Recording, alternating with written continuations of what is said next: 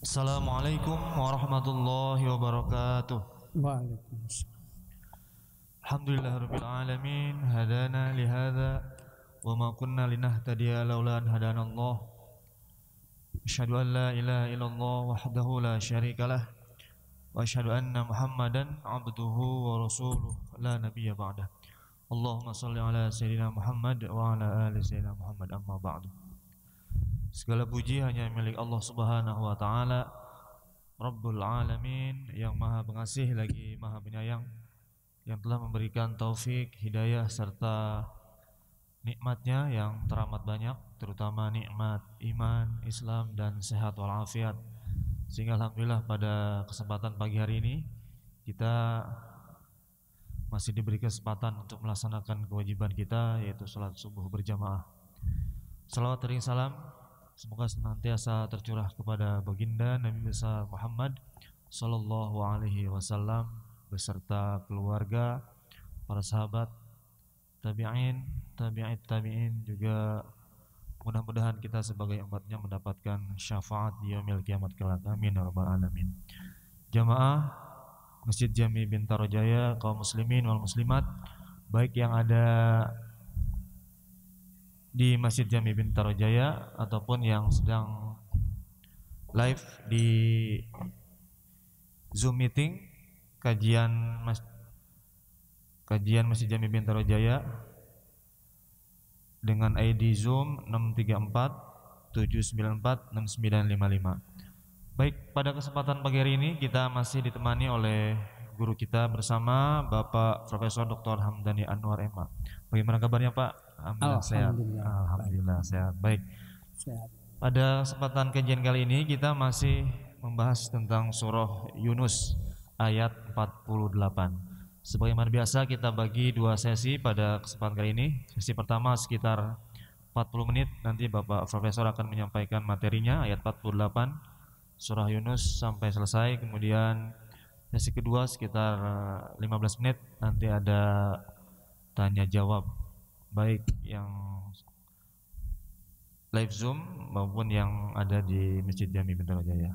Baik, langsung saja kami persilahkan kepada Bapak Profesor. Terima kasih. Assalamualaikum warahmatullahi wabarakatuh. Bismillahirrahmanirrahim. Walhamdulillah. Wa la ilaha illallah wahdahu la syarikalah. Wa la haula wa la quwwata illa billah. Wassalatu wassalamu ala rasulillah wa ala alihi wa sahbihi wa mawala, amma ba'du.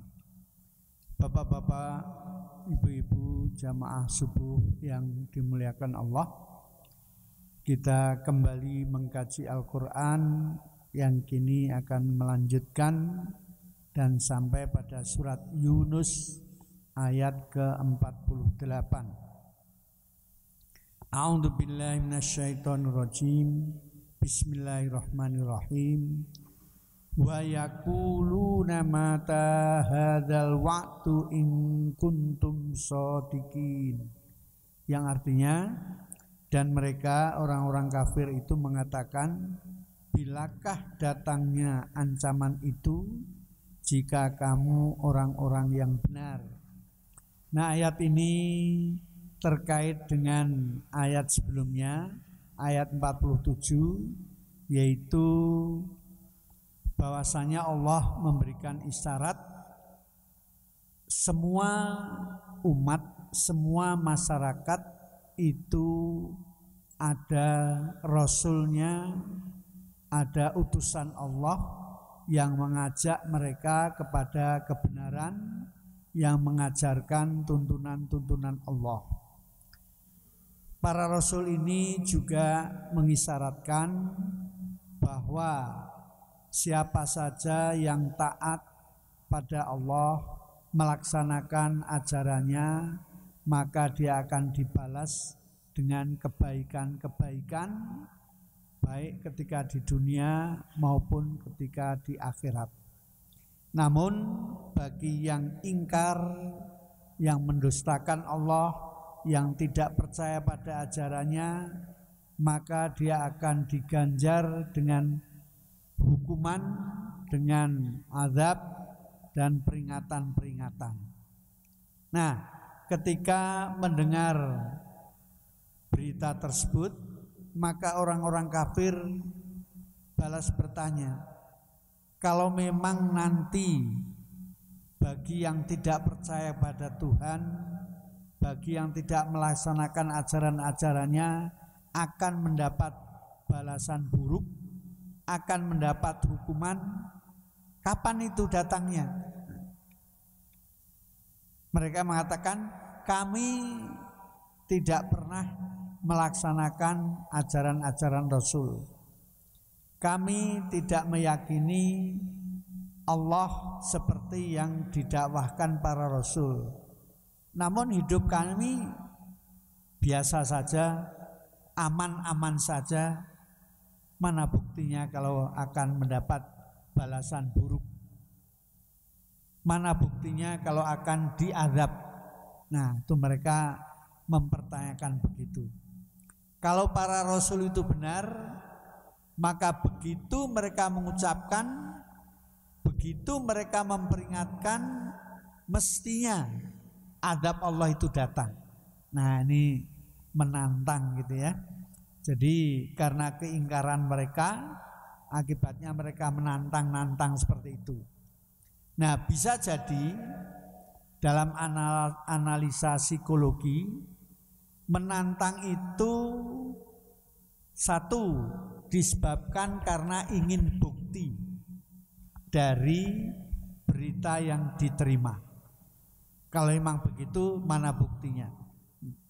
Kemudian yang kedua, menentang itu sebetulnya sebagai kompensasi dari kekhawatiran atau ketakutan terhadap ancaman yang diberikan para Rasul tadi.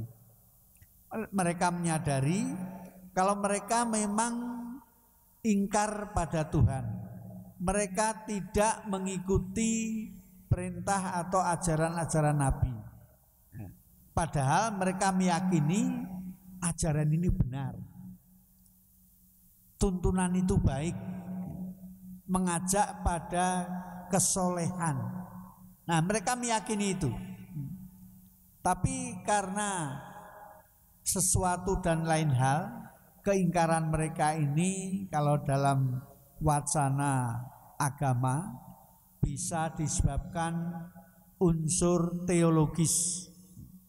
Unsur teologis atau unsur ketuhanan. Kenapa? Karena mereka lebih memilih keyakinan, ajaran yang telah disampaikan kakek moyangnya, orang tuanya, masyarakatnya, ketimbang memilih ajaran yang disampaikan Rasul.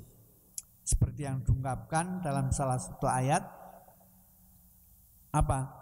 Wa idza qila lahum ittabi'u ma anzalallahu qalu bal nattabi'u ma alfaina alaihi aba'ana walau kana aba'uhum la yaqilun. Yang artinya, apabila dikatakan pada mereka, ikutilah tuntunan Allah yang telah diwahyukan atau yang Allah wahyukan kepada para rasulnya. Mereka menjawab, qalu bal nattabi'u.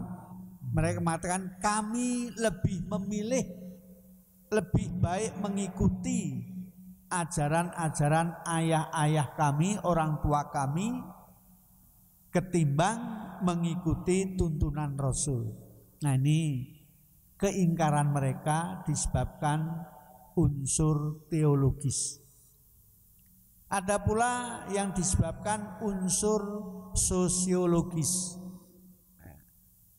Biasanya yang menentang, yang menolak ajaran Rasul itu adalah para pemuka masyarakat, para pimpinan masyarakat, para orang-orang kaya masyarakat. Itu seringkali begitu. Dari zaman Nabi Nuh, Nabi Hud, Nabi Soleh, Nabi Ibrahim, Nabi Musa, selalu yang menolak adalah pimpinan-pimpinannya. Pada masa Rasulullah yang benar-benar menolak ada Abu Jahal, ada Abu Sufyan, ada Abu Lahab. Mereka itu adalah pemuka-pemuka masyarakat Mekah. Kenapa demikian?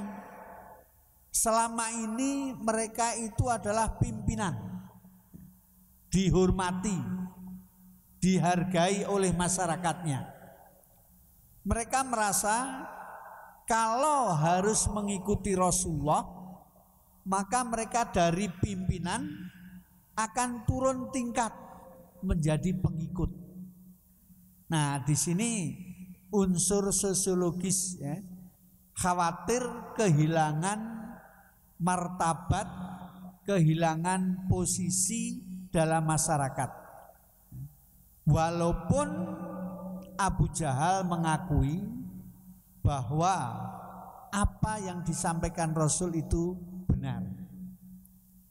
Bahkan dia juga salah seorang yang mengagumi ayat-ayat Al-Quran, sehingga seringkali malam-malam beliau keluar rumah, datang ke rumah Rasul, berdiri di samping jendela, mendengarkan Rasul membaca ayat Quran.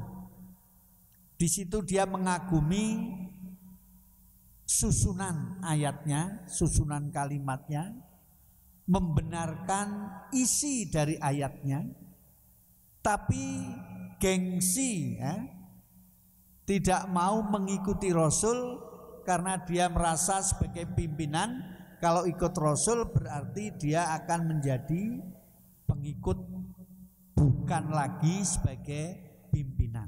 Nah, ini unsur sosiologis. Sehingga mereka menolak. Nah, sehingga dengan demikian mereka menentang, walaupun membenarkan, khawatir ini benar, tapi saya tidak mau ikut, pasti saya juga akan menerima balasan yang buruk.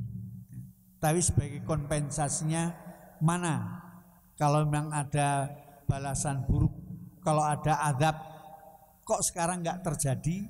Nah, itu tantangan orang-orang kafir. Maka dijawab oleh Allah Subhanahu wa taala pada ayat berikutnya, Kul la amliku li nafsi dzarran wala naf'a illa ma syaa Allah. Likulli ummatin ajal. Idza jaa ajaluhum fala yastakhiruna sa'atan wala yastaqdimun. Yang artinya, katakanlah wahai Nabi Muhammad, aku tidak mampu, tidak berkuasa menolak mudarat, menolak hal-hal yang negatif, ataupun mendatangkan manfaat kepada diriku, kecuali apa yang Allah kehendaki. Karena itu bagi setiap orang itu ada batasan waktunya. Bila batasan waktu itu sampai, maka Allah tidak akan mempercepat atau tidak akan memperlambatnya. Tepat pada waktunya pasti akan terjadi. Nah, ini syarat bahwa Rasul ingin mengatakan, saya ini hanya menyampaikan wahyu dari Allah, hanya menyampaikan informasi dari Tuhan, bahwa Allah telah menciptakan kita semuanya, tapi Allah juga menghendaki agar kita semuanya bersyukur karena telah diciptakan. Nah, bagaimana cara bersyukur? Yaitu dengan cara mengikuti ajarannya, taat pada perintahnya, menghindarkan larangan-larangannya. Sehingga di sini mengisyaratkan bahwa di alam semesta ini Tidak ada sesuatu pun yang gratis. Gratis tanpa memberikan balasan, return dari apa yang kita inginkan. Kehidupan ini ternyata kita pun dianjurkan bersyukur karena telah diciptakan Allah. Berterima kasih karena telah mendapat nikmat-nikmat karunia-Nya. Kalau kita ingin nanti hidup yang enak, maka harus diawali dengan perjuangan untuk mencapainya. Tidak ada hidup yang enak tanpa melalui kegiatan usaha atau perjuangan. Nah, di situ. Nah, kemudian Allah mengatakan bahwa Rasul hanya menyampaikan dan Rasul tidak berkuasa, tidak mampu mendatangkan. Karena kamu tidak taat pada Allah, sekarang juga azab Allah menimpamu. Tidak bisa.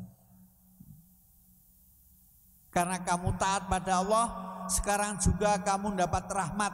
Tidak bisa. Kenapa? Karena Rasulullah SAW hanya utusan dan bukan yang menentukan.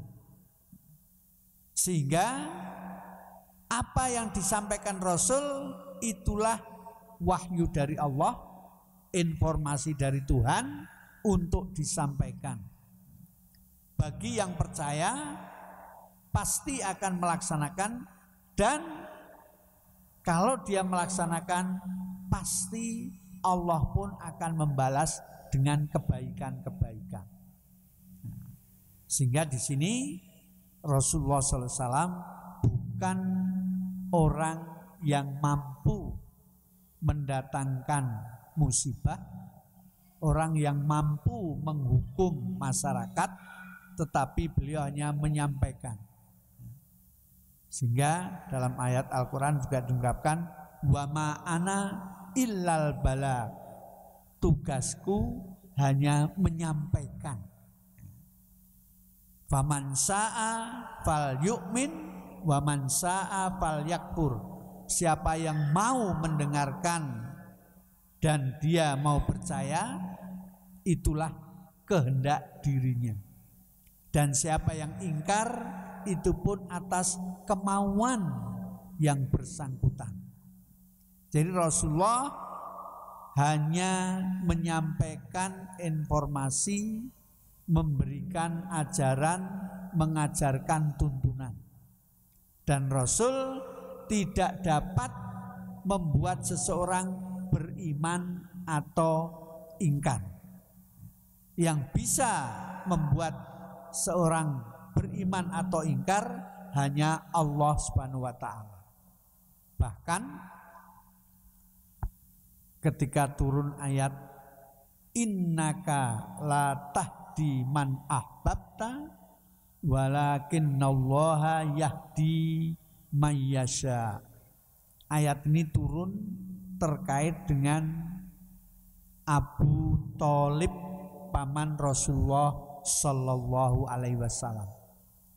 Beliau adalah satu-satunya keluarga yang selalu membela Rasulullah Sallallahu Alaihi Wasallam, selalu mendukung dakwahnya, selalu mensupport perjuangan risalahnya.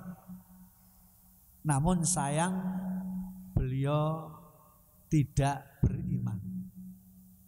Ketika akan meninggal, waktu itu tahun 10 kenabian, maka Rasulullah menunggui beliau. Ketika Rasulullah sedang menunggui beliau, sakit keras, datang Abu Jahal, Abu Sufyan, ikut jenguk Abu Thalib yang sakit parah. Ketika itulah Rasulullah mengatakan, ya ammi, wahai pamanku, coba ucapkan la ilaha illallah Muhammadur Rasulullah. diajari, kalau sekarang namanya ditalkin, untuk mengucapkan kalimat tauhid. Ketika itu Abu Thalib sudah membuka mulutnya untuk mengucapkan la ilaha illallah. Tapi baru akan membuka, Abu Jahal langsung mengatakan, "Hai Abu Thalib, apakah kamu akan mengabaikan agama kakek moyangmu? Apakah kamu akan meninggalkan keyakinan orang-orang tuamu?" Ketika mendengar ucapan Abu Jahal, langsung Abu Thalib terdiam lagi. Rasulullah mengatakan lagi, "Ya ammi, wahai pamanku, ucapkanlah la ilaha illallah." Ketika akan mengucapkan, sekarang gantian Abu Sufyan, "Apakah kamu akan meninggalkan agama kakek moyangmu?" Ketika ditegur begitu, Abu Thalib diam. Sehingga sampai 3 kali, kemudian beliau meninggal tanpa mengucapkan kalimat thayyibah, tanpa mengucapkan syahadat. Disinilah Rasulullah bersedih. Nah, ketika beliau bersedih itu turun ayat, "Innaka la tahdi man ahbabta walakinnallaha yahdi mayyasha." Artinya, sesungguhnya engkau wahai Muhammad tidak akan dapat memberi petunjuk pada orang-orang yang kamu cintai. Tapi yang dapat memberi petunjuk adalah Allah Subhanahu wa ta'ala. Nah, ini isyarat bahwa Rasulullah bukan seseorang yang memberi petunjuk. Rasulullah adalah seseorang yang mengajarkan masyarakatnya dengan tuntunan-tuntunan Allah. Sehingga ketika beliau ajarkan, ada yang beriman, ada yang tidak. Ketika itu ramai diungkapkan bahwa Rasulullah sering mengajarkan ayat-ayat Al-Quran. Dan bagi masyarakat Arab, masyarakat Mekah, ayat-ayat ini merupakan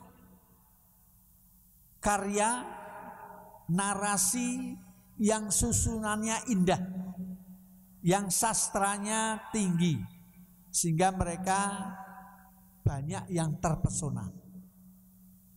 Sebagian terpengaruh oleh ayat Quran, akhirnya beriman. Sebagian lagi kagum pada ayat Quran, tapi ada yang menghalangi, seperti Abu Jahal tadi terhalangi untuk beriman.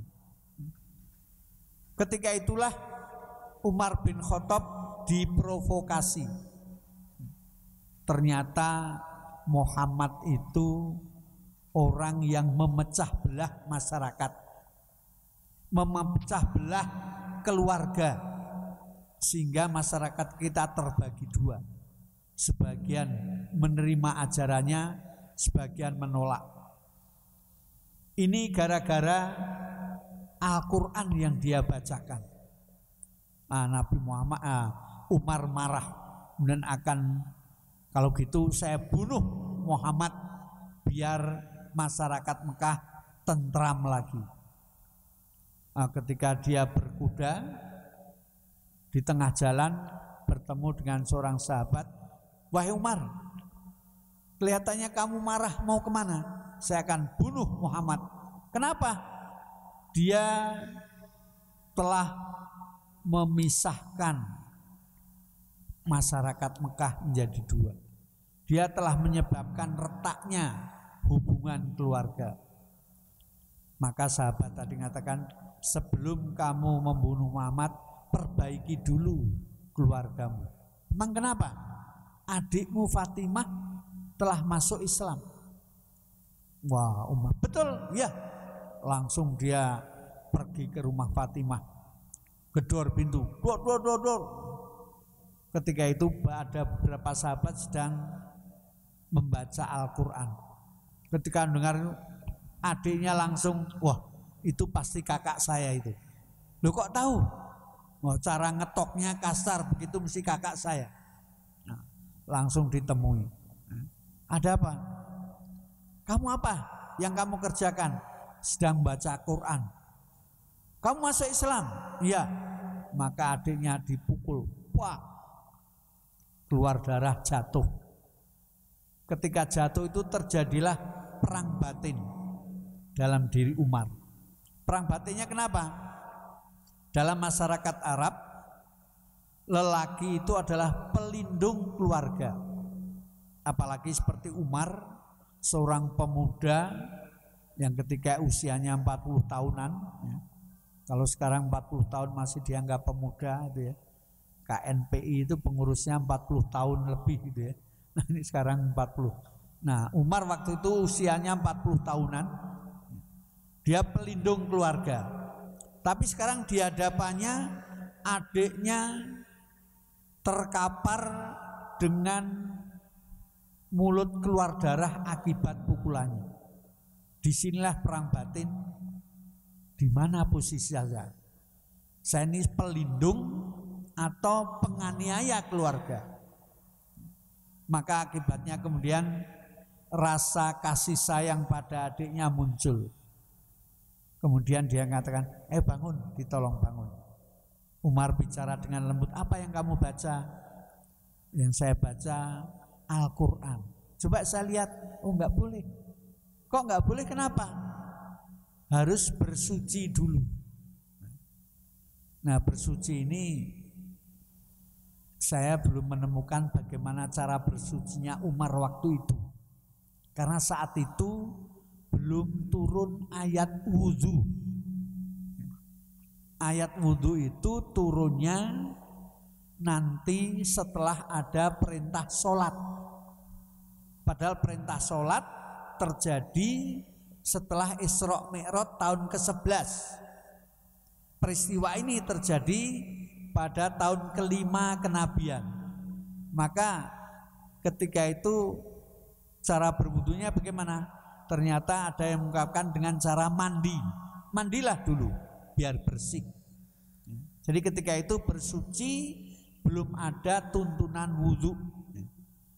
Tuntunan wudu itu diawali ya ayyuhalladzina amanu idza kumtum ilas sholati, wahai orang-orang yang beriman, bila kamu akan melaksanakan sholat, faksilu wujuhakum, basuhlah wajahmu, wa aidiakum ilal marofiki, dan kedua tanganmu sampai siku, wamsahu biruusikum, dan basuhlah kepalamu, wa arjulakum ilal ka'baini, dan kedua kakimu sampai mata kaki. Nah, itu turun setelah perintah sholat. Padahal peristiwa Islamnya Umar itu tahun ke-5. Belum, untuk perintah sholat masih 6 tahun yang akan datang, masih lama. Nah, di situ cara bersucinya adalah dengan mandi dulu. Maka karena Umar tadi merasa bersalah memukul adiknya, untuk menghilangkan salah itu dia mengikuti anjuran adik. Maka Umar pun mandi. Setelah mandi, saya sudah mandi mana? Ini surat yang saya baca. Ternyata yang dibaca itu surat Toha ayat 1 sampai 9. Apa itu? Toha. Ayat kedua, ma anzalna alaikal qur'ana litasqa.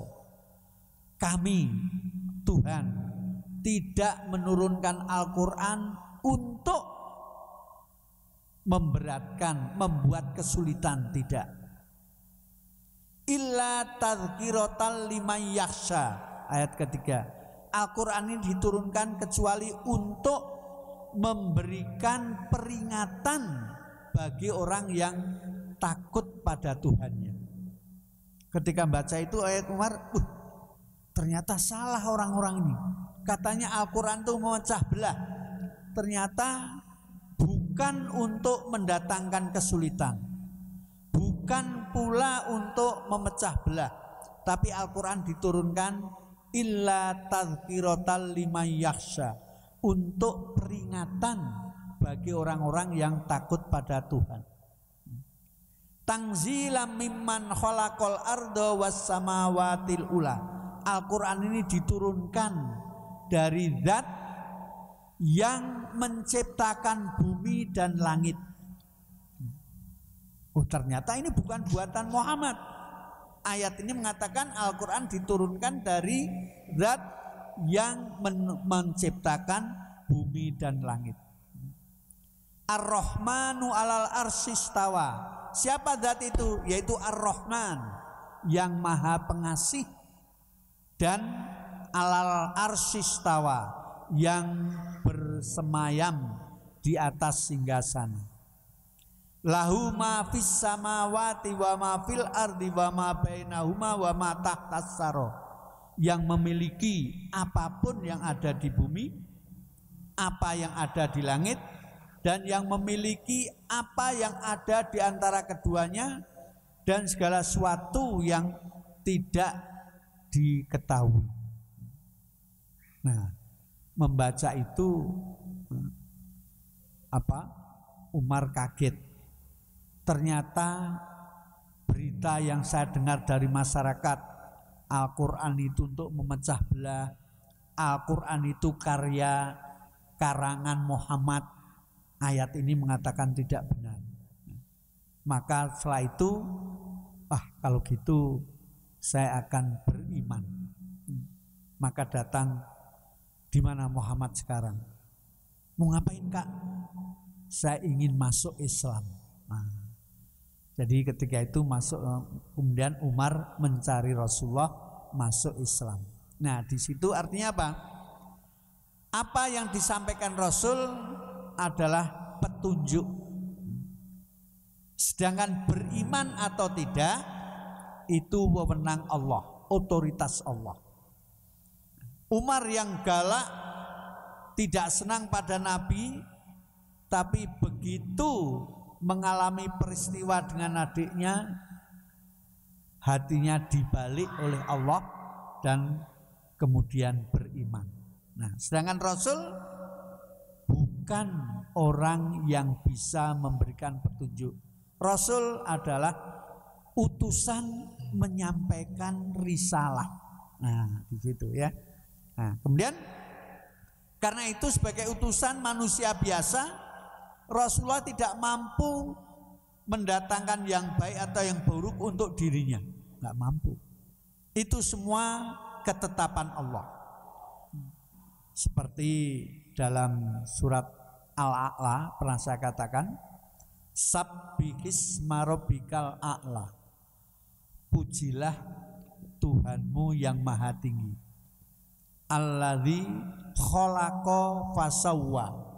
Tuhanmu itu yang menciptakan, kemudian ciptaan itu disempurnakan. Walladzi qaddara fahada. Nah, di sini. Dan Tuhanmu itu adalah yang telah menetapkan takdir setiap makhluk, tetapi kemudian setiap makhluk fahada diberi petunjuk. Allah memberi petunjuk agar makhluk tadi dapat mencapai, dapat berusaha meraih keadaannya, takdirnya yang terbaik. Nah, di situ. Sehingga semuanya takdir Allah. Rasul tidak dapat mengetahui takdirnya sendiri. Rasul tidak dapat memberikan kenikmatan pada diri sendiri. Semua itu dari Allah. Nah, ini. Kemudian likulli ummatin ajal. Setiap masyarakat, setiap orang punya batas waktunya. Masing-masing batas waktunya berbeda-beda. Ada yang baru lahir sudah meninggal. Karena itu dia batas waktunya memang tidak memiliki kehidupan di dunia.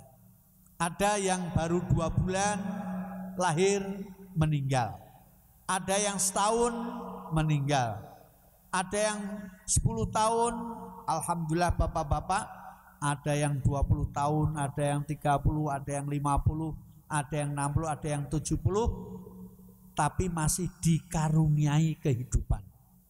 Artinya ajal itu bahasa Arab artinya itu waktu, batas waktu.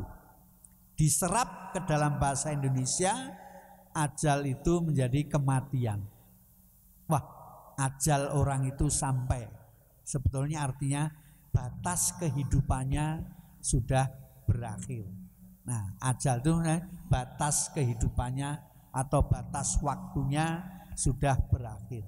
Nah, alhamdulillah bapak-bapak, ada yang 70, ada yang 60 dan lain sebagainya, batas waktunya belum sampai. Nah, likulli umatin ajal. Setiap orang punya batas waktu sendiri-sendiri. Namun Allah mengingatkan, tidak ada satupun yang tahu batas waktunya. Karena itu manusia dianjurkan memilih. Kamu akan memilih ajalmu masih lama, batasmu masih lama, atau tinggal sebentar. Kalau masih lama, usahakanlah agar kehidupanmu juga berlangsung lama. Caranya bagaimana? Jaga kesehatan. Kesehatan apa? Bukan hanya kesehatan jasmani, tapi juga kesehatan rohani. Karena manusia adalah makhluk dua dimensi, jasmani dan rohani. Maka yang harus dijaga juga kesehatan jasmani dan rohani.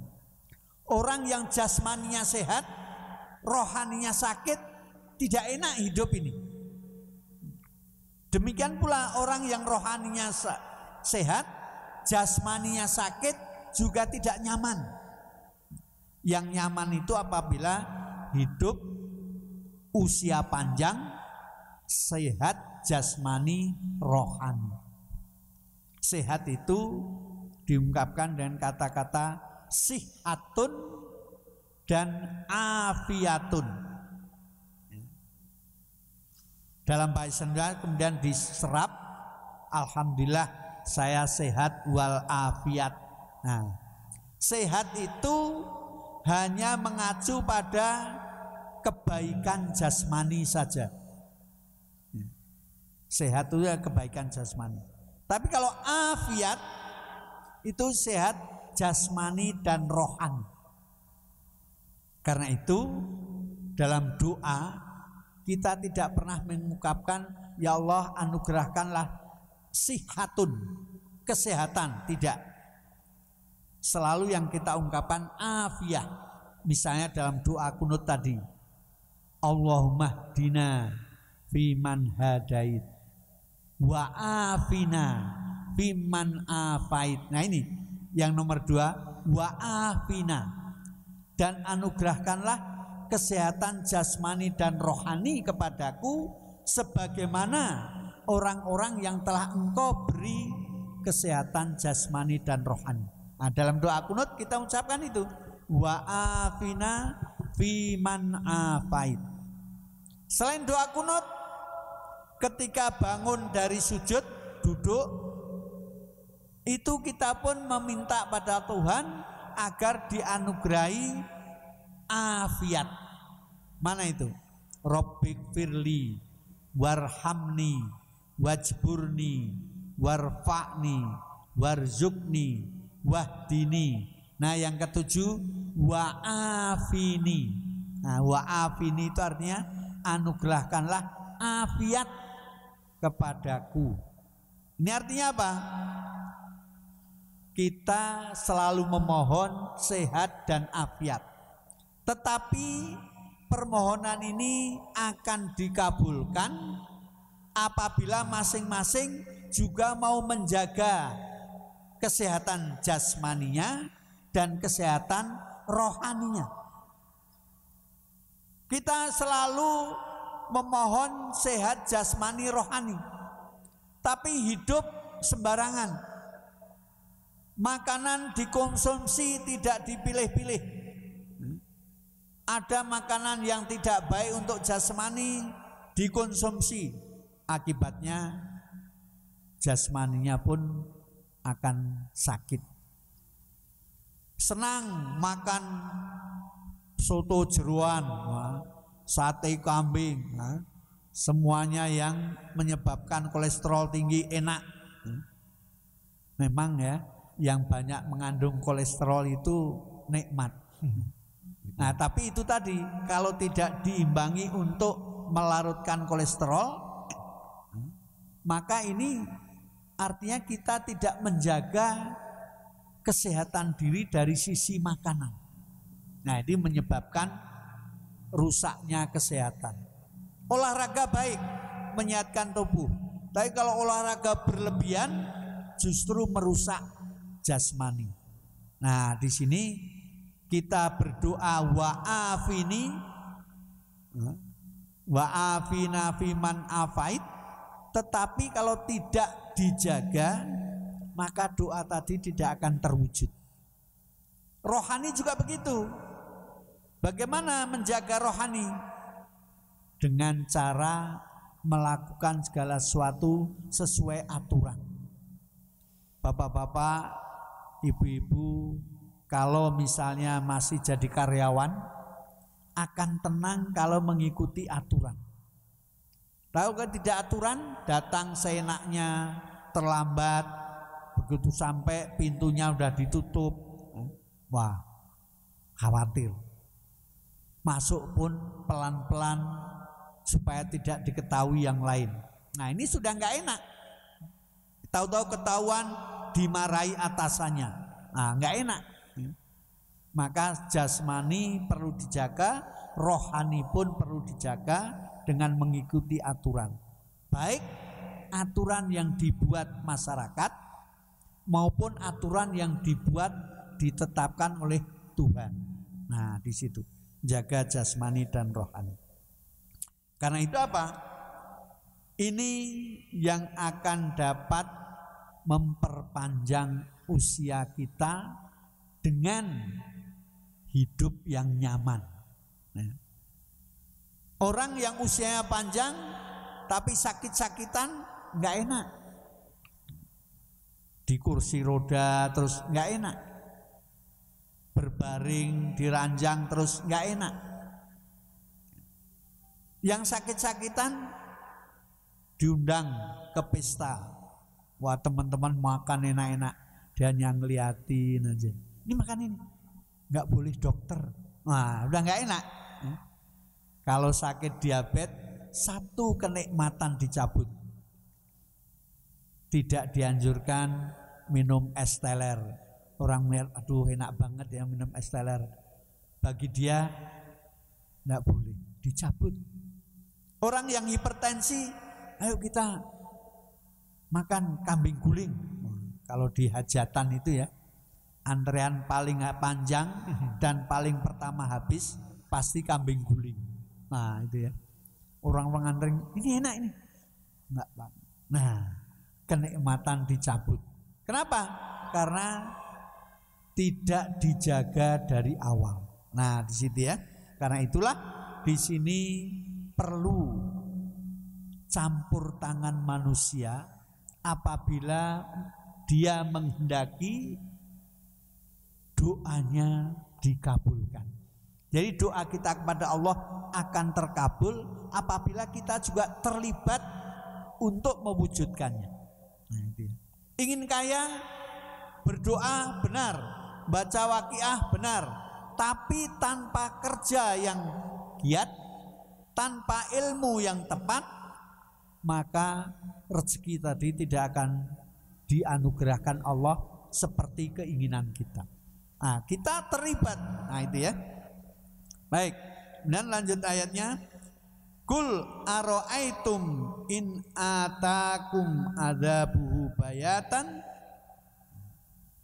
au naharon madza yasta'jilu minhu mujrimin al-mujrimun ya. Katakanlah wahai Muhammad, terangkan kepadaku jika datang kepada kamu siksaan Allah pada waktu malam atau siang hari, manakah yang diminta untuk disediakan disegerakan oleh orang-orang yang berdosa itu. Nah, ini jawaban Rasul dari wahyu. Kamu minta bukti mana azab itu.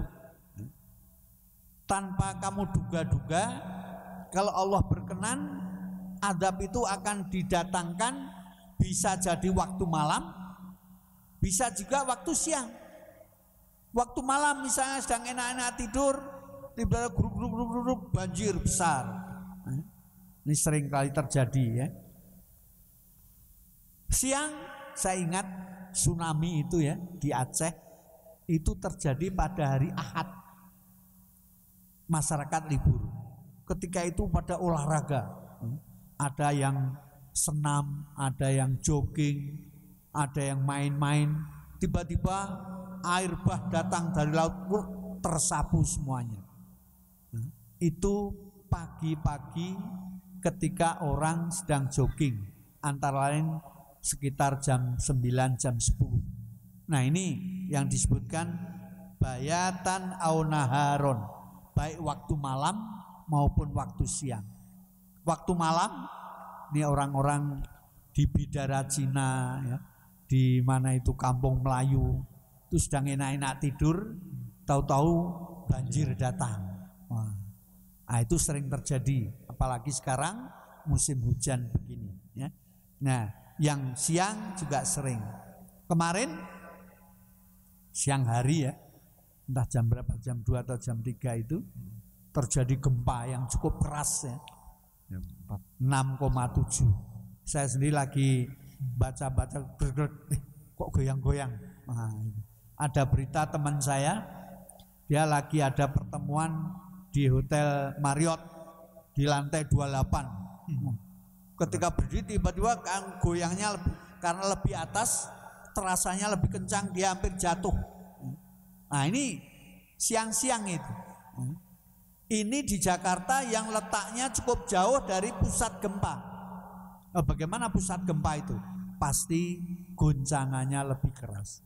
Nah, ini antara lain azab peringatan atau tuntunan yang diingatkan Allah Subhanahu wa taala agar kita selalu ingat pada pesan-pesannya, pada ajarannya, pada ajakannya untuk taat, tapi kita sendiri akan memutuskan apakah mengikut ajaran Rasul atau mengingkarinya. Nah, itu ya. Inilah ayat dari surat Yunus ayat ke-50. Jadi azab Allah kalau datang kadang-kadang tanpa terduga. Kalau sekarang kemajuan ilmu dan pengetahuan sudah ada praduga. Wah, musim hujan, dari awan begini akan hujan deras di daerah puncak, daerah Bogor, maka masyarakat Jakarta siap-siap. Mungkin dalam 8-10 jam banjir itu akan datang. Nah, sehingga kadang-kadang kalau sudah ada berita itu bisa siap-siap. Tapi seringkali masyarakat tidak siap ketika peringatan azab hukuman dari Allah datang. Nah, ini yang diungkapkan dalam ayat ini. Qul ara'aitum in atakum adzabuhu bayatan au naharon madza yastajilu minhul mujrimun. Kalau sudah datang, orang-orang yang ingkar itu mau ngapain? Tentu mereka baru akan memikirkan bagaimana menyelamatkan diri sendiri. Nah, inilah Bapak-bapak ayat 48 sampai 50 yang terkait dengan peringatan Allah Subhanahu wa taala kepada mereka yang ingkar pada ajarannya, menolak dakwah Rasulnya. Baik, kita lanjutkan dengan diskusi. Silakan. Baik, yang ada yang bertanya. Terima kasih Pak Profesor. Bagi jemaah yang ingin bertanya atas tadi pembahasan ayat 48 sampai 50, kami persilakan. Bagi yang mau bertanya di line live dulu. Baik, Bapak silakan.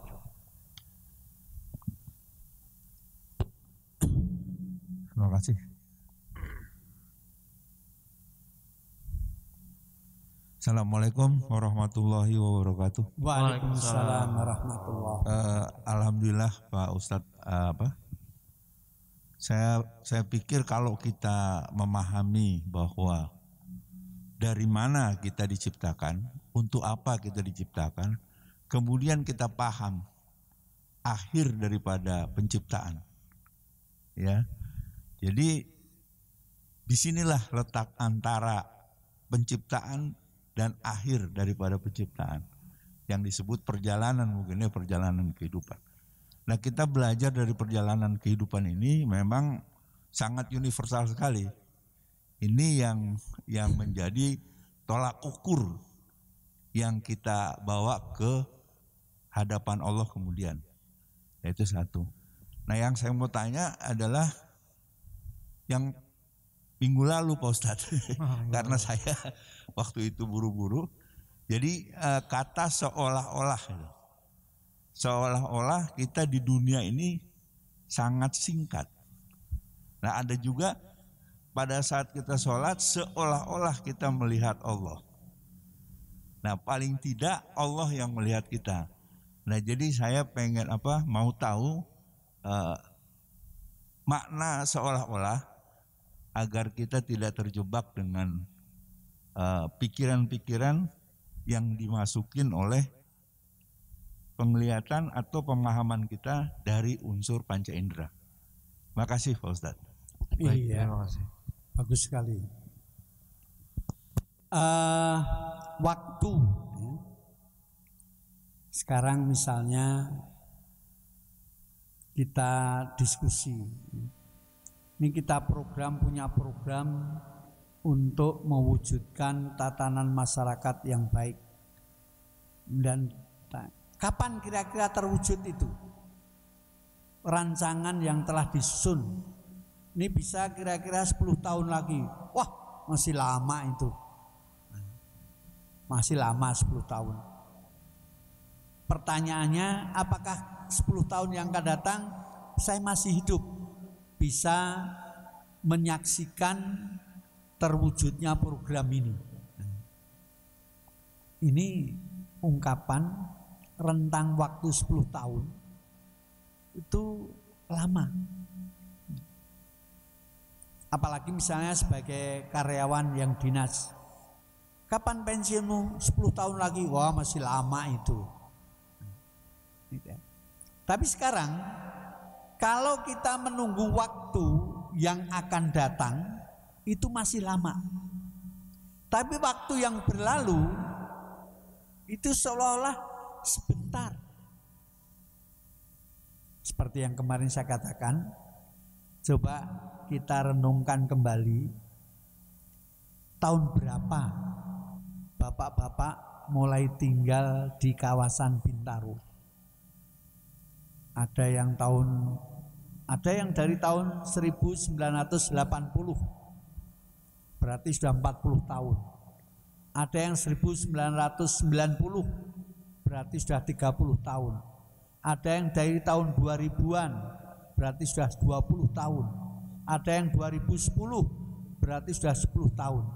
Coba ingat-ingat lagi, kira-kira kayaknya kok saya baru kemarin pindah sini, tahu-tahu sudah sekian tahun. Nah, merasa gitu. Saya juga gitu. Kemarin saya ceritakan ketika kita ngumpul-ngumpul satu klaster, ngobrol-ngobrol, Pak, saya kok selama ini belum kenal. Bapak mulai tinggal di sini baru aja ya? Saya sudah 10 tahun lebih di sini. Lah, kok enggak tuh? Ya kayaknya baru kemarin. Nah, disinilah waktu itu seolah-olah singkat. Itu adalah waktu yang sudah kita lalui. Yang sudah kita lalui. Itu yang singkat. Maka kita akan merasakan kehidupan dunia ini singkat ketika nanti kita sudah mulai berada di alam akhirat. Kamu berapa tahun? Wah, usia saya alhamdulillah 100 tahun. Berapa panjang tuh? Ya seolah-olah singkat sekali. Nah, akhirat yang belum dijalani ini akan kelihatan panjang karena belum dilalui. Seperti tadi saya katakan, kamu pensiunnya kapan? 10 tahun lagi. Oh, masih lama. Apalagi kalau dalam Al-Quran dikatakan di surat Al-A'la ya, wal akhiratu khairu wa abqa, dan alam akhirat itu lebih baik dan lebih panjang, lebih abadi. Jadi sesuatu akan lama kalau belum terjadi. Sesuatu terasa singkat setelah terjadi. Nah, di situ. Nah, di sini gambaran ayat Quran itu untuk mengisyaratkan kehidupan dunia ini setahap demi setahap akan kita tinggalkan. Nah, ketika akan kita tinggalkan, kita merasa seolah-olah waktu yang semikian panjang itu sangat singkat. Padahal Anda sudah dinas berapa tahun? 20 tahun, ada yang 30 tahun. Terus pensiunnya 10 tahun lagi, masih lama. Tapi yang 20 tahun tadi kok terasanya singkat. Kayaknya baru kemarin mendaftar diterima. Sekarang sudah hampir pensiun. Nah, jadi gitu Pak ya. Jadi seolah-olah yang singkat itu adalah waktu yang telah kita tinggalkan. Tapi kalau yang akan datang itu kelihatannya lama. Menunggu 1 jam, berapa saya harus nunggu di sini berapa lama? Ya sekitar 1, wah lama amat. Padahal cuma 1 jam itu. Tapi kelihatannya lama amat. Nah, yang akan terjadi itu dinilai masih lama. Tapi yang terjadi adalah yang sudah terjadi itu dinilai singkat. Itu Pak ya. Baik, jelas ya Pak. Ada lagi Pak? Ya silakan Pak. Assalamualaikum warahmatullahi wabarakatuh. Waalaikumsalam. Dalam surat Al-Fatihah itu ada doa Pak. Ya. Tunjukkanlah kami jalan yang lurus, jalan dari mereka yang kau beri nikmat, bukan mereka yang kau murkai dan bukan mereka yang sesat. Ini dalam kehidupan sehari-hari, bagaimana kita mengetahui bahwa kita sudah dikasih tunjuk ataukah ada sesuatu yang kita mesti usahakan. Demikian, wassalamualaikum warahmatullahi wabarakatuh. Ihdinas siratal mustaqim. Ya Allah, anugerahkanlah kepada kami jalan yang lurus. Jalan yang lurus itu apa? Dijelaskan ayat sudahnya.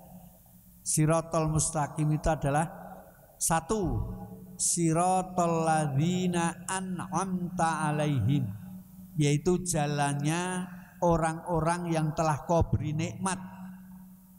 Siapa saja yang diberi nikmat Allah? Ada 4 kelompok. Alladzina an'amallahu minan nabiyyin. 1, para nabi. Wasiddiqin, orang-orang yang membenarkan ahli ibadah. Wasyuhada, orang-orang yang rela berjuang di jalan Allah sehingga gugur. Wassolihin, orang-orang yang soleh selalu mengikuti tuntunan-tuntunan Allah. Nah, bagaimana kita merasa sudah ada di jalan yang lurus? Pertama, apabila dalam kehidupan kita selalu meneladani, mencontoh, melakukan sunnah-sunnah Nabi. Jadi di sini pertama kita lihat dulu, saya sudah mengikuti sunnah Nabi apa belum? Sunnah Nabi dalam hal apa? Kebetulan panutan kita Rasulullah SAW. Beliau memberikan contoh dalam segala hal. Yang ringan aja, yang kecil aja. Mau tidur, Rasulullah mengajarkan, kalau mau tidur bacalah Al-Fatihah, Al-Ikhlas, Al-Falak, An-Nas, dan ayat kursi. Ini, oh terlalu panjang. Oke, kalau terlalu panjang yang pendek saja. Doa mau tidur. Bismika Allahumma ahyana wa bismika amut. Dengan namamu ya Allah aku hidup sadar, dan dengan namamu ya Allah aku mati. Nah, ini doa mau tidur. Nanti ketika bangun tidur, alhamdulillahilladzi ahyana ba'da ma amatana wa ilaihin nusyur. Alhamdulillah, bersyukur pada Allah yang telah menghidupkan aku kembali setelah tadi aku dalam keadaan mati. Orang tidur itu dianggap dalam keadaan mati. Nah, sudah belum? Nah, di sini. Kalau nggak bisa panjang, yang pendek lagi. Bismillahirrohmanirrohim. Nah, artinya apa? Sebelum tidur bacalah doa. Bangun tidur nggak bisa panjang, alhamdulillahirabbil alamin. Cukup. Kalau yang baik, yang panjang tadi. Kalau nggak bisa, yang setengah. Nggak bisa lagi yang pendek. Nah, masuk bismillahirrahmanirrahim nggak bisa, nggak mungkin. Cuma kadang ingat, kadang tidak. Karena itu biasakanlah untuk selalu ingat. Masuk kamar kecil, ada tuntunan Rasulnya. Nah, mau makan, nah di situ dari yang kecil-kecil dulu. Biasakan dulu.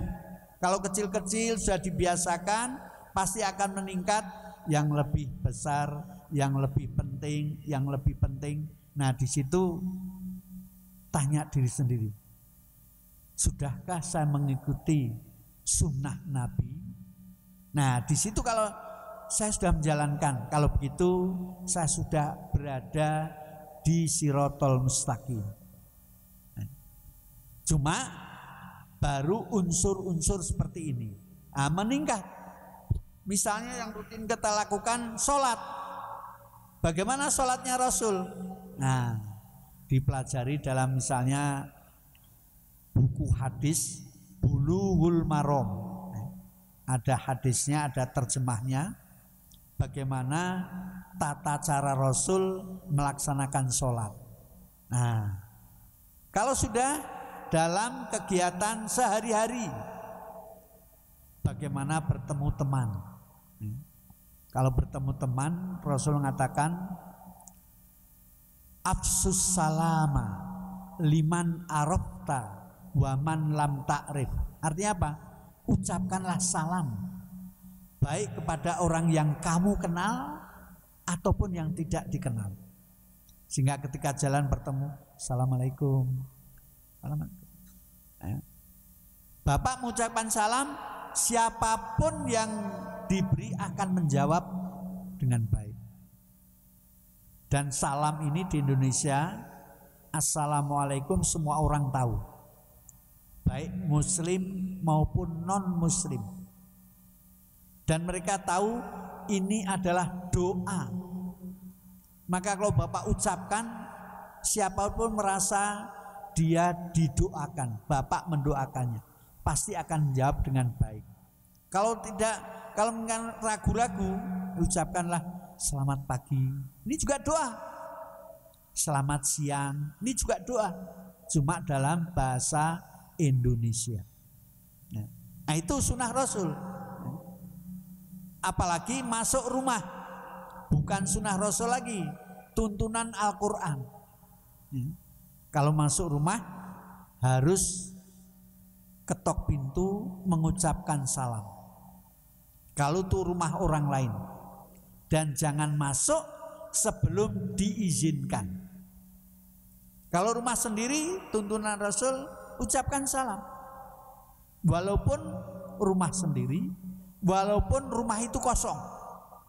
Karena bapak dan keluarga pergi, ketika pulang rumah masih kosong, kunci pintu buka, assalamualaikum.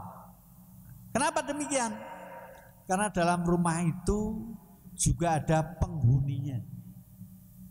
Kalau kita manusia, makhluk yang dapat diindra, maka ketika kita tinggalkan jangan aneh, di dalam rumah di masjid ini juga ada penghuninya makhluk yang tidak terlihat mata, tidak dapat diindra, makhluk gaib. Kalau kita ucapkan salam, mereka tahu kita mendoakan, pasti mereka tidak akan mengganggu kita. Nah, gitu. Nah, di situ Pak ya. Jadi itu yang kecil-kecil dulu, jangan yang besar-besar, yang kecil-kecil dulu. Nah, kalau sudah mantap, Bapak di trek yang benar, di jalan yang lurus untuk mengikuti tadi sirotol mustaqim. Nah, begitu. Jadi di situ Pak ya. Nah, ini dimulailah dari yang kecil-kecil dulu. Baik, ada lagi? Baik, ini ada titipan pertanyaan satu lagi. Ya. Pada ayat 51 surah Yunus tadi dibahas tentang ada azab ya, tentang azab. Sering kita mendengar bahwa ada kalimat bagi orang beriman musibah itu adalah ujian, dan bagi yang tidak beriman itu adalah azab atau siksaan. Bagaimana menurut Pak Profesor kalimat seperti itu? Ya. Jadi yang terjadi pada kita manusia itu ada dua, yaitu sesuatu yang menyenangkan membuat kita gembira, dan sesuatu yang menyulitkan membuat kita sedih. Itu semua ketetapan Allah. Sekarang kalau kita disuruh milih, pasti milih yang menyenangkan.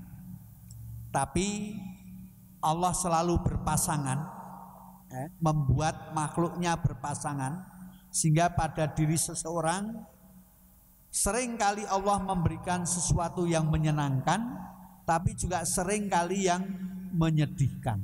Pasti berpasangan begitu. Tidak ada satu manusia pun senang terus, nggak ada. Dan tidak ada manusia yang sedih terus, nggak ada. Nah, sekarang yang menyedihkan membuat kita tidak nyaman, membuat kita susah, membuat kita menderita. Maka ini kemudian diungkapkan. Ada kalanya penderitaan itu sebagai peringatan. Kenapa peringatan?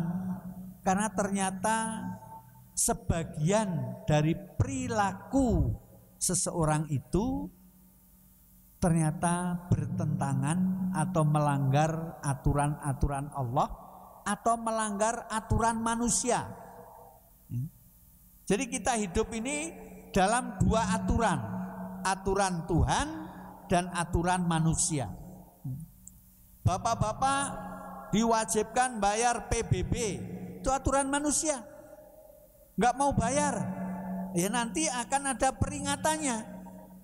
Peringatannya bisa jadi mendapat surat peringatan, Bapak belum bayar sekian, maka sebagai peringatannya ditambah denda.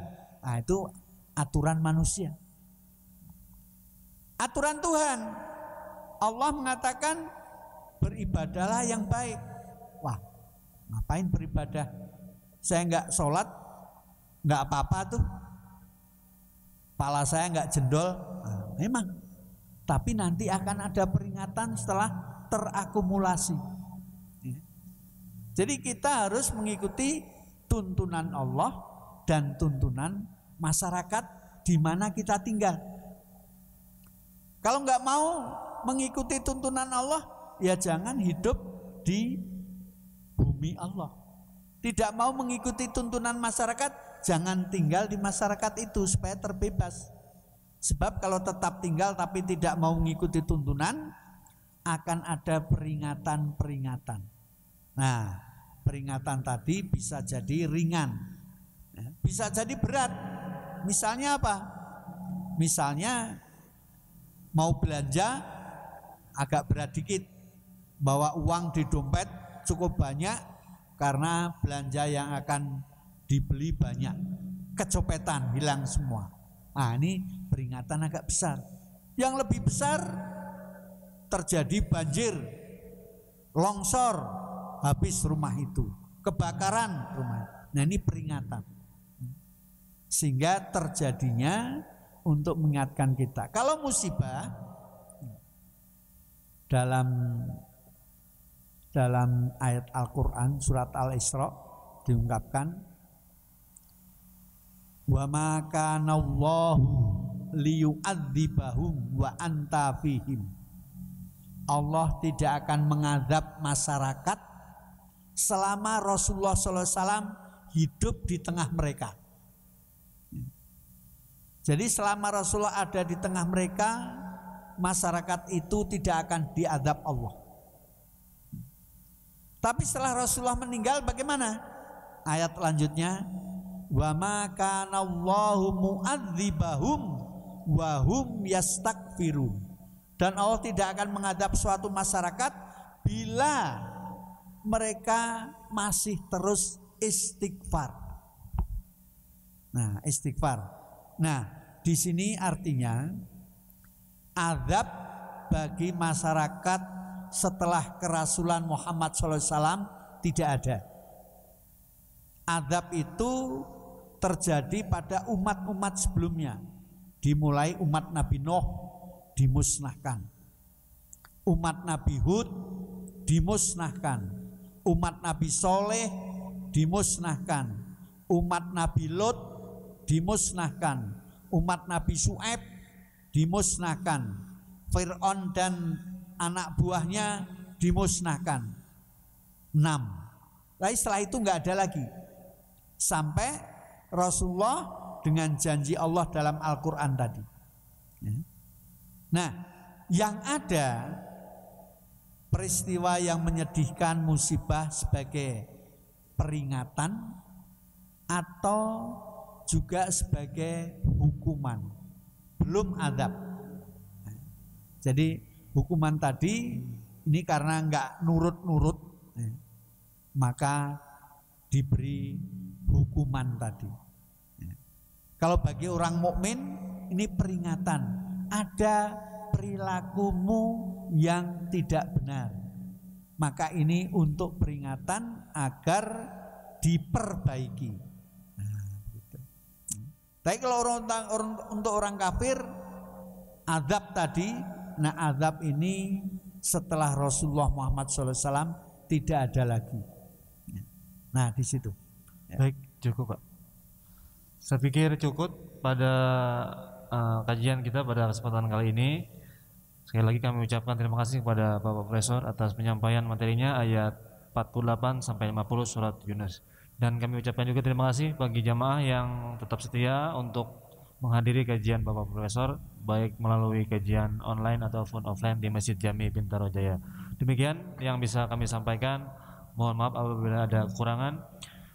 Saya akhiri. Assalamualaikum warahmatullahi wabarakatuh.